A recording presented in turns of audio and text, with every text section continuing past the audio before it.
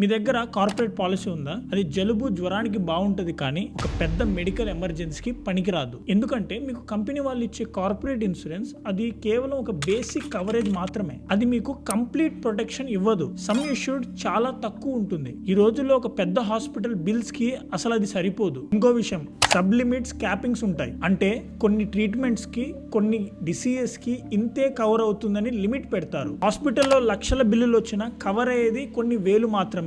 ఇంకా ఇబ్బంది కలిగించే విషయం ఏంటంటే జాబ్ మారితే లేదా లే ఆఫ్ అయితే పాలసీ వాల్యూ 0 అయిపోతుంది.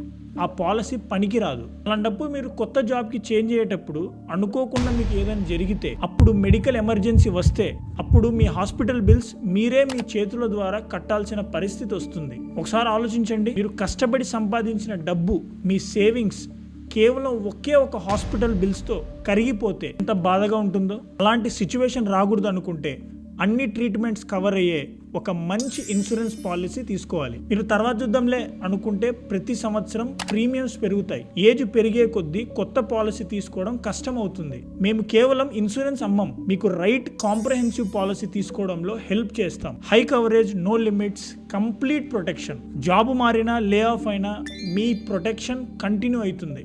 మా మోటో ఒకటే, పాలసీ అమ్మడానికి కాదు, క్లెయిమ్ వచ్చినప్పుడు మీ పక్కనే ఉండటానికి. క్లెయిమ్ టైంలో మేము మీతో ఉంటాం. ఇంకేం ఆలోచిస్తున్నారు? కింద ఉన్న లింక్ని క్లిక్ చేసి కన్సల్టేషన్ కాల్ని బుక్ చేసుకోండి.